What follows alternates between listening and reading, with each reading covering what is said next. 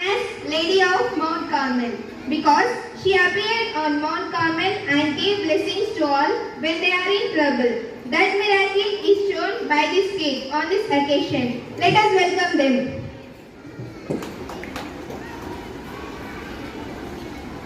పాలస్తీనా దేశంలో ఉత్తర భాగంలో కార్మెల్ అనే పర్వతం ఉంది.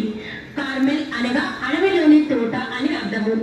పాత నిబంధన గ్రంథంలో ప్రసిద్ధుడైనటువంటి ఏలియా ప్రవక్త గారు ఈ కార్మెల్ కొండపైన నివాసం ఉంటూ అక్కడే ప్రార్థనలు చేసుకుంటూ దేవుని పేరిట అనేకమైనటువంటి అద్భుతాలను ఆయన చేస్తూ ఉండేవారు. క్రీస్తు ప్రభు మరణించిన తర్వాత క్రైస్తవులకు ఏ ఆపద వచ్చినా, కష్టం వచ్చినా, ఇబ్బంది కలిగినా కూడా క్రైస్తవులందరూ కూడా వెంటనే ఆ కార్మెల్ కొండపైకి వెళ్ళి దేవుణ్ణి ప్రార్థన చేసుకుంటూ ఉండేవారు. అలా క్రైస్తవులందరూ కూడా ఆ కార్మెల్ కొండని పవిత్రంగా భావిస్తూ ఉండేవారు. క్రీస్తు శకం 1165లో పునీత సైమన్ స్టోక్ గారు ఇంగ్లాండ్ కేట్ పట్టణంలో జన్మించారు. ఆయన చిన్నప్పటి నుండే దేవుడి పట్ల భయభక్తులు కలిగి జీవిస్తూ ఉండేవారు.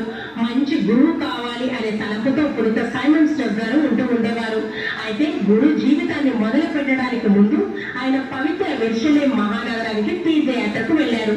అక్కడ కార్మెలైట్ సభ గురువులు వారి యొక్క ఆధ్యాత్మిక జీవితాన్ని చూసిన సైమన్ గారు ఆయన కూడా మంచి గురువు కావాలి అని ఆశపడ్డారు. పునీత సైమన్ స్టోక్ గారు ఆశపడిన విధంగానే 1240లో ఆయన కార్మెలైట్ సభలో చేరి గురు తర్ఫీదును తీసుకొని మంచి గురువుగా అభిషేకించబడ్డారు. పునీత సైమన్ స్టోక్ గారు కార్మెలైట్ సభలో అంచెలంచెలుగా పైకి వెతుకుతూ కార్మెల్ సభకు సుపీరియర్ జనరల్ గా ఎన్నుకోబడ్డారు. సైమన్ స్టోక్ గారు సుపీరియర్ జనరల్ గా ఉన్న టైంలో 1165లో ఎంతో కష్టపడి కార్మెలైట్ సభను England, Ireland, Scotland, France, Italy దేశాలలో బాగా విస్తరింపచేశారు. కాలక్రమేణా ఆ సభ ప్రపంచమంతా కూడా వ్యాపించింది. ఆ సభలో ఉన్న గురువులందరూ కూడా తల్లి మరియం గారి ఎడల భక్తిని పెంపొందించుకుంటూ మంచి జీవితాన్ని జీవిస్తూ ఉన్నారు. ఆ సభలో ఉన్న కొన్ని కఠినమైన కట్టుబాట్లను కూడా సైమన్ స్టోక్ గారు సవరించి కొన్ని నియమ నిబంధనలను తీసివేసి క్రీస్తు శకం 1247లో కొత్త నిబంధనల చట్టాన్ని ఆయన తీసుకొని వచ్చి 4వ ఇన్నోసెంట్ పోపు గారి చేత ఆమోద ముద్ర వేయించారు పునీత సైమన్ స్టోక్ గారు. ఈ విధంగా కార్మెలైట్ సభ 3 పువ్వులు 6 కాయలుగా ముందుకు వెళుతున్న సమయంలో 1247లో తురుష్కులు కార్మెల్ సభ గురువులను బెదిరించి కార్మెల్ సభ నుండి వారిని తరిమివేశారు. ఎంతో కష్టపడి నిర్మించుకున్న కార్మెలైట్ సభ గురువులందరూ కూడా చెల్లాచెదురుగా అయిపోయారు. తప్పనిసరి పరిస్థితిలో సుపీరియర్ జనరల్ గా ఉన్న పునీత సైమన్ స్టోక్ గారు కూడా మఠం నుండి బయటకు వచ్చేసి వారి సొంత గ్రామానికి వెళ్ళిపోయారు. అయితే కార్మెలైట్ సభ నుండి చెల్లాచెదురైపోయిన వారి గురువులందరూ కూడా తిరిగి వారి సభకు చేరుకోవాలి అని, వేద హింసలు ఆగిపోవాలని, తురుష్కులు జ్ఞానోదయం పొందాలి అని ఆయన ప్రతి నిత్యం కూడా తల్లి మరియం గారిని ప్రార్థన చేస్తూ ఉండేవారు. 1251 జూలై 16న సైమన్ స్టోక్ గారు ఎంతో భక్తితో తల్లి మరియం గారు స్వరూపం ముందు సాగిలు పడి ప్రార్థన చేస్తూ ఉండగా తల్లి మరియం గారు అత్యంత ప్రీతి పాత్రురాలే చేతిలో ఒక ఉత్తరీయమును పట్టుకొని పునీత సైమన్ స్టోక్ గారికి దర్శనమిచ్చారు. ఆ ఉత్తరీయమును ఆయనకు అందించి, నీవు మా ఇష్టములకు తగిన విధంగా మమ్మల్ని స్తుతించవలెను. ఈ ఉత్తరీయమును ధరించుకొని తగిన వారందరూ కూడా దీనిని ధరించేటట్లు ప్రయత్నం చేయవలెను.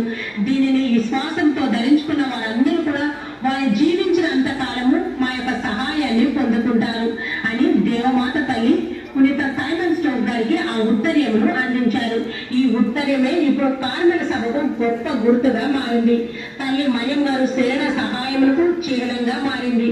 దేవమాత తల్లి ఆనందించిన ప్రకారమే పునీత సైమన్ స్టోక్ గారు వారి యొక్క సభలోనే కాక ప్రజలందరికీ కూడా ఆ ఉత్తరీయమును ధరించాలి అని ఆయన పిలుపునిచ్చారు.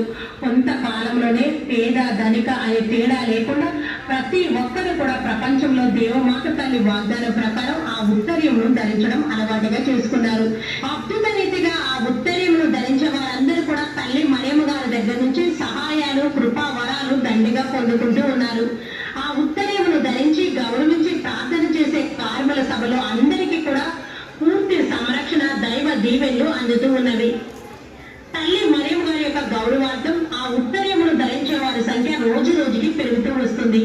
ఆ ఉత్తరీయమును అందుకున్నటువంటి పునీత సైమన్ స్టోక్ గారు కోరుకున్న విధంగా తాను కూడా తిరిగి మళ్ళీ వారి సభలో చేరి వారి యొక్క సేవలు కొనసాగిస్తూ ఉన్నారు. అయితే పునీత సైమన్ స్టోక్ గారు క్రీస్తు శకం 1265 మే 16న బోటియస్ పట్టణంలో వారి యొక్క తుది శ్వాసను విడిచారు. పునీత సైమన్ స్టోక్ గారు చిన్నప్పటి నుండి అనగా 12 సంవత్సరాల వయసు ఉన్నప్పటి నుంచి దేవుని పట్ల భయభక్తులు కలిగి జీవిస్తూ ఒక చెట్టు త్వరలోనికి వెళ్లి ఆయన అక్కడే కూర్చొని ప్రార్థన చేసుకుంటూ కోసమే ఆయనకి స్టోక్ అనే పేరు వచ్చింది. అసలు పేరు సైమన్ అనగా ఆయనకి సైమన్ స్టోక్ అనేది ఇంటి పేరుగా మారిపోయింది. ఈ